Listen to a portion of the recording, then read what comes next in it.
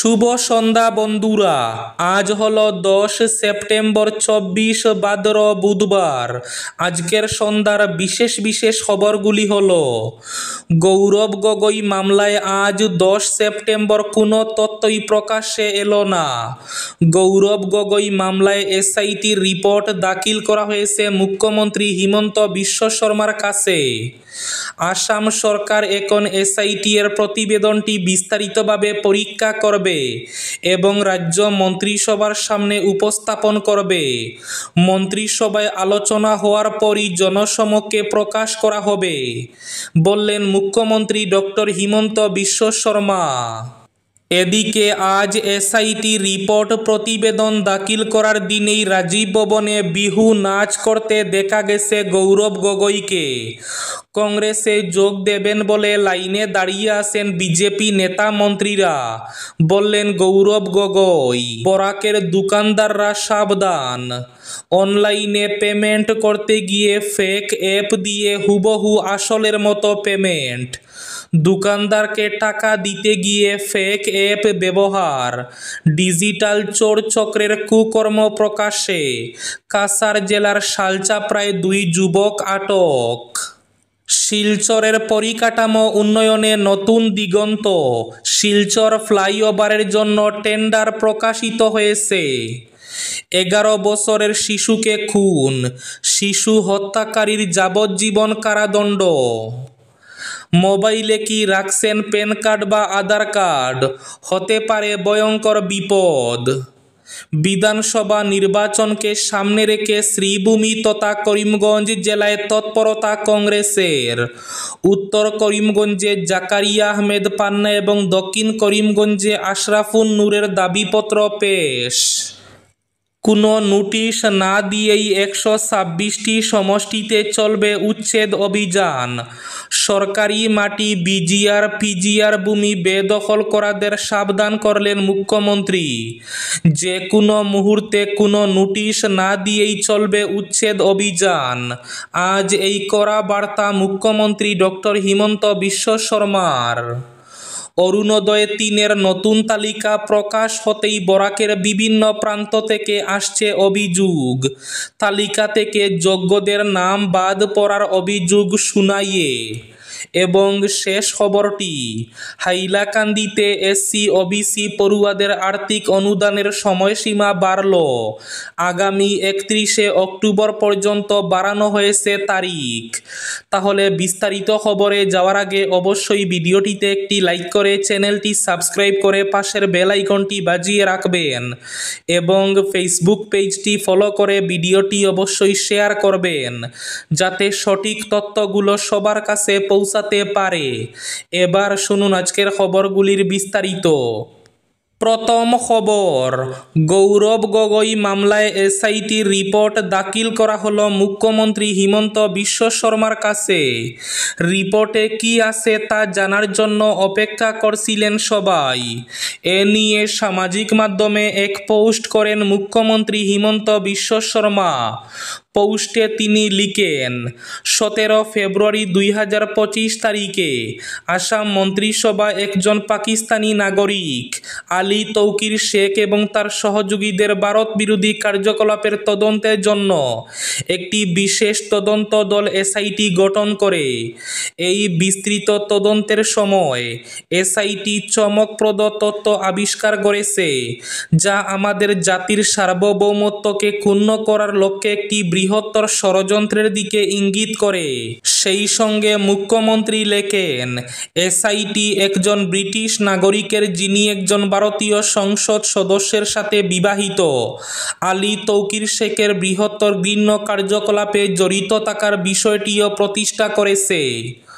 অধিকন্ত তদন্তটি পাকিস্তান সরকারের স্বরাষ্ট্র মন্ত্রণালয় কিভাবে আসামের একজন মাননীয় সংসদ সদস্যের তাদের দেশে সফরের সুযোগ করে দিয়েছিল তাও আলোকপাত করে। আসাম সরকার এখন এসআইটি এর প্রতিবেদনটি বিস্তারিতভাবে পরীক্ষা করবে এবং রাজ্য মন্ত্রিসভার সামনে উপস্থাপন করবে। মন্ত্রিসভায় বিষয়টি নিয়ে আলোচনা হওয়ার পরে তদন্তের সময় সংগৃহীত তথ্য জনসমক্ষে প্রকাশ করা হবে। আজ কিছু সময় পূর্বে সামাজিক মাধ্যমে এই পোস্ট করেন মুখ্যমন্ত্রী হিমন্ত বিশ্ব শর্মা। এদিকে আজ এসআইটি প্রতিবেদন দাখিলের দিনে রাজীব ভবনে বিহু নাচ করতে দেখা গেছে সাংসদ গৌরব গগৈকে। রাজীব ভবনে জোর গলায় গৌরব গগৈ বলেন, কংগ্রেসে যোগ দেবেন বলে লাইনে দাঁড়িয়ে আছেন বিজেপি নেতা মন্ত্রীরা। বরাকের দোকানদাররা সাবধান, বরাকের বিভিন্ন প্রান্তে ঘুরে বেড়াচ্ছে ডিজিটাল চোর চক্র। এবার ডিজিটাল চোর চক্রের কুকর্ম প্রকাশ্যে শিলচর কাছাড়ের শালচাপড়ায়। এতে আটক 2 যুবক। দোকানদারকে টাকা দিতে গিয়ে ফেক অ্যাপ ব্যবহার করে ওই 2 যুবক। 2 যুবককে হাতে নাতে ধরে ফেলেন জনতা। কাছাড়ে ডিজিটাল চুরির ঘটনার পর নতুন সতর্কতা জারি। দোকানদারকে টাকা দিতে গিয়ে ফেক অ্যাপ ব্যবহারের অভিযোগ। ডিজিটাল চুরিকাণ্ডের ঘটনা হাতে নাতে ধরা পড়ল শালচাপড়ায়।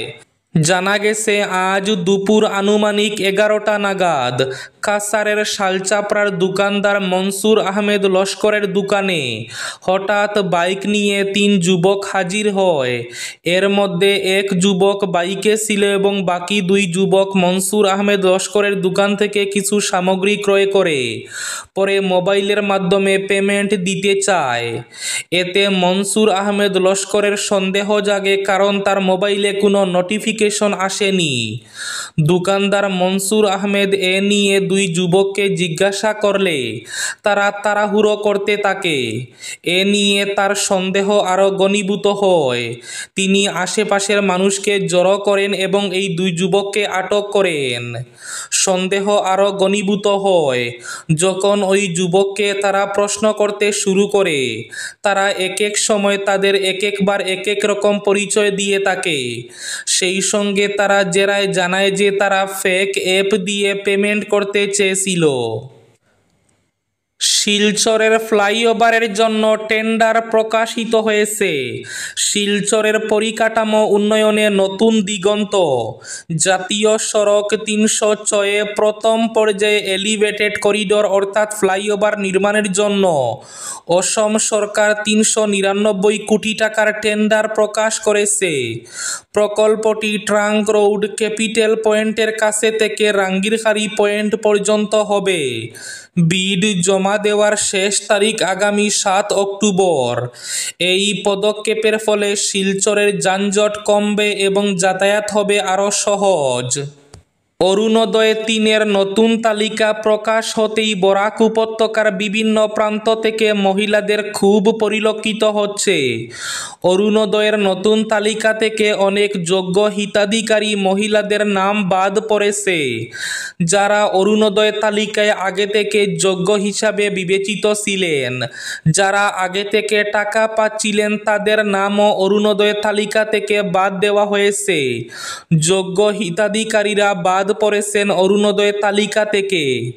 এরকমই তালিকা থেকে যোগ্যদের নাম বাদ পড়ার অভিযোগ শুনাইয়ে এ নিয়ে ভিডিওর কাছে স্মারকলিপি দিয়ে মুখ্যমন্ত্রী হিমন্ত বিশ্ব শর্মার হস্তক্ষেপ দাবি করেছেন মহিলারা। যোগ্য মহিলারা দাবি করেছেন তাদের নাম যেন তালিকায় অন্তর্ভুক্ত করা হয়। 11 বছরের শিশুকে খুন, শিশু খুনে খুনিকে যাবজ্জীবন কারাদণ্ড। 2 বছরের মধ্যেই শিশু খুনির বিরুদ্ধে রায় দিল আদালত। শিশু খুনির যাবজ্জীবন কারাদণ্ড হল। এই রায়দান রাজ্যের তেজপুর পক্সো আদালতের। শিশু হত্যাকারী দীপক দাসকে যাবজ্জীবন কারাদণ্ড এবং 20,000 টাকা জরিমানা করা হয়েছে।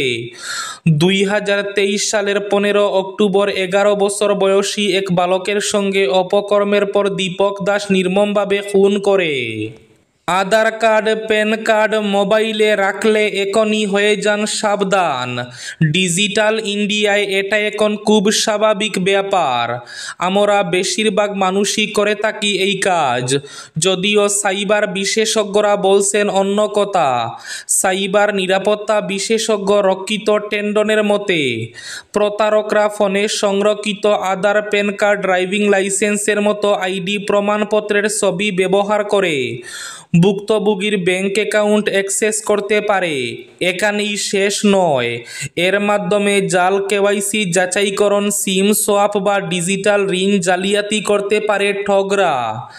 সাইবার জালিয়াতির ক্রমবর্ধমান ঘটনার মধ্যে সাইবার নিরাপত্তা বিশেষজ্ঞরা নাগরিকদের ফোনে আধার কার্ড ও প্যান কার্ডের মতো সংবেদনশীল নথি সংরক্ষণের ক্ষেত্রে আরও সতর্কতা অবলম্বন করার আহ্বান জানিয়েছেন। সাইবার নিরাপত্তা বিশেষজ্ঞ রক্ষিত টেন্ডনের মতে, দুর্বৃত্তরা ফোনে সংরক্ষিত আধার কার্ড, প্যান কার্ড, ড্রাইভিং লাইসেন্সের মতো আইডি প্রমাণপত্রের ছবি ব্যবহার করে ভুক্তভোগীর ব্যাংক অ্যাকাউন্টের গোপন তথ্য জেনে যেতে পারে, যার ফলে জালিয়াতি করা আরও সহজ হয়।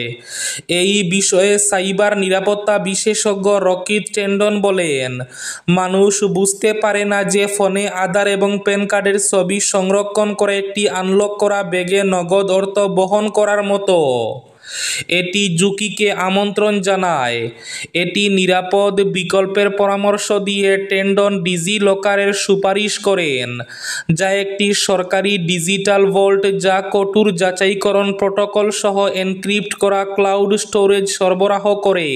এবার শেষ খবরটি। বিধানসভা নির্বাচনকে সামনে রেখে শ্রীভূমি তথা করিমগঞ্জ জেলায় তৎপরতা কংগ্রেসের। উত্তর করিমগঞ্জে জাকারিয়া আহমেদ পান্না এবং দক্ষিণ করিমগঞ্জে আশরাফুন নূর চৌধুরীর দাবিপত্র পেশ। প্রদেশ কংগ্রেসের সভাপতি হিসাবে সাংসদ গৌরব গগৈ দায়িত্ব গ্রহণের পর থেকে কংগ্রেস কর্মীরা অক্সিজেন ফিরে পেয়েছেন। 2026-এর বিধানসভা নির্বাচনে রাজ্যে ক্ষমতা দখল, সাংগঠনিক স্তরে রদবদল, পুরনো কর্মীদের দলে সক্রিয় অংশগ্রহণ বৃদ্ধি সহ নানা রণকৌশল তৈরি করছেন প্রদেশ কংগ্রেসের সভাপতি। বিধানসভা নির্বাচনকে সামনে রেখে ইতিমধ্যে উত্তর করিমগঞ্জ থেকে জাকারিয়া আহমেদ এবং দক্ষিণ করিমগঞ্জ থেকে আশরাফুন নূর চৌধুরী পদপ্রার্থী হিসাবে নিজেদের বায়োডাটা প্রদান করেছে নিখিল ভারত কংগ্রেস এবং প্রদেশ কংগ্রেস কমিটির দায়িত্বপ্রাপ্ত কর্তাদের হাতে। হাতে গোনা কয়েক মাস পরই রাজ্যে বিধানসভার নির্বাচন, কিন্তু প্রস্তুতি শুরু হয়ে গেছে এখন থেকেই। এই ছিল আজকের সন্ধ্যার বিশেষ খবরগুলি। ভিডিওটি অবশ্যই লাইক করে শেয়ার করে দেবেন।